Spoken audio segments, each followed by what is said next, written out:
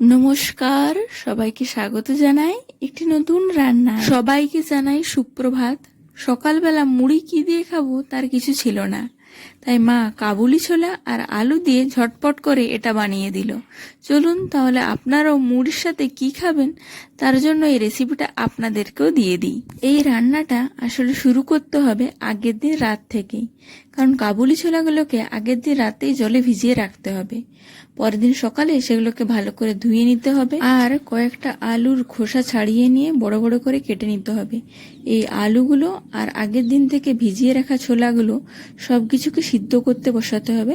আর ওই সিদ্ধ করার সময় জলের মধ্যে একটুখানি নুন দিয়ে দেবেন। ওইদিকে আলু আর ছোলাগুলো সিদ্ধ হতে থাক, আর এইদিকে একটা কড়াইতে কিছুটা সর্ষের তেল গরম করতে বসিয়ে দিয়েছি।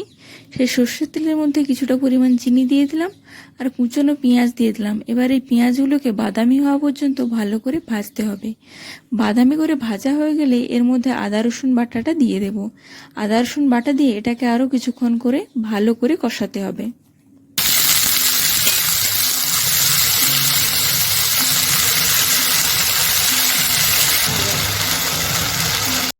এরপর এর মধ্যে একে একে ধনে গুঁড়ো, জিরে গুঁড়ো, হলুদ গুঁড়ো, লঙ্কা গুঁড়ো সব কিছুকে দিয়ে ভালো করে ধীরে ধীরে কষাতে থাকবো।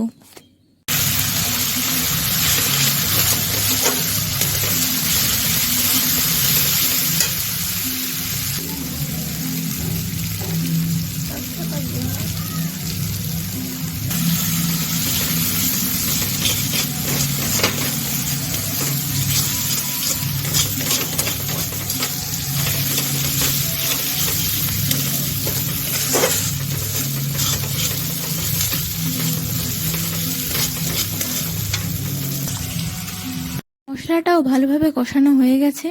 তারপর এর মধ্যে কিছুটা পরিমাণ জল দিয়ে দেব আর কেটে রাখা কয়েকটা টমেটো দিয়ে দেব।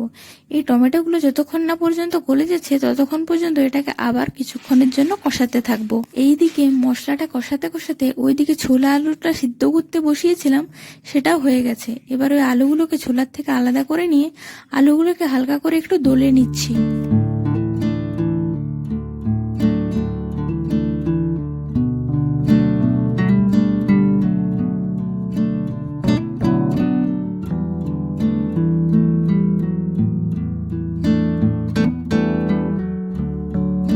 এইদিকে আমাদের মশলাটাও কষানো হয়ে গেছে, তাই আগের থেকে সিদ্ধ করে রাখা আলু আর মটরগুলো দিয়ে এবার ভালো করে সবকিছুকে কষাতে থাকবো।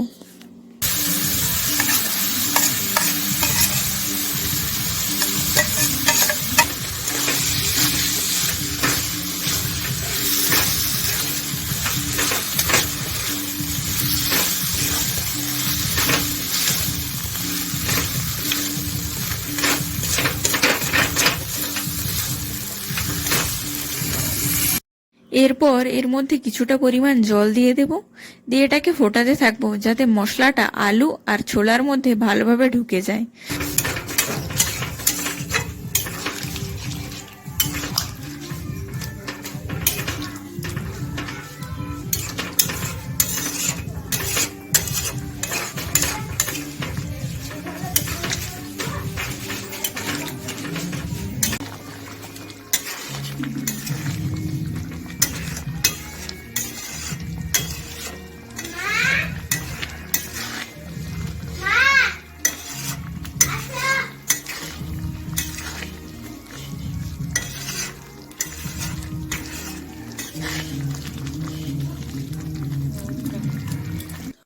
তৈরি হয়ে গেছে আমাদের কাবুলি ছোলা দিয়ে ঘুগনি।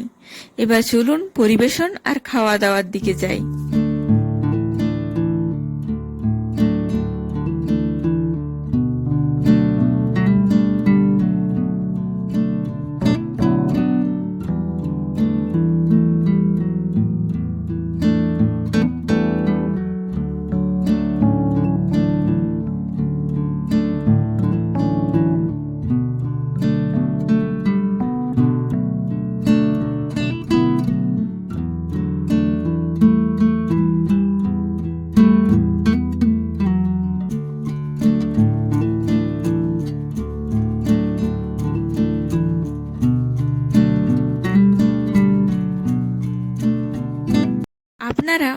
অবশ্যই এটা বাড়িতে বানিয়ে খান। এটা লুচি, মুড়ি, পরোটা সবকিছুর সাথেই দারুণ যাবে। আর কেমন হয়েছে আমাকে অবশ্যই কমেন্টে জানান। ভালো লাগলে একটা লাইক করে দেবেন আর সাবস্ক্রাইব করতে একদম ভুলবেন না। আজকের ভিডিওটা তবে এখানেই শেষ করছি। আবার দেখা হবে অন্য কোনো একদিন অন্য কোনো একটি ভিডিওতে নতুন কোনো রান্নার সাথে। ততক্ষণ সবাই ভালো থাকবেন, সুস্থ থাকবেন। ধন্যবাদ।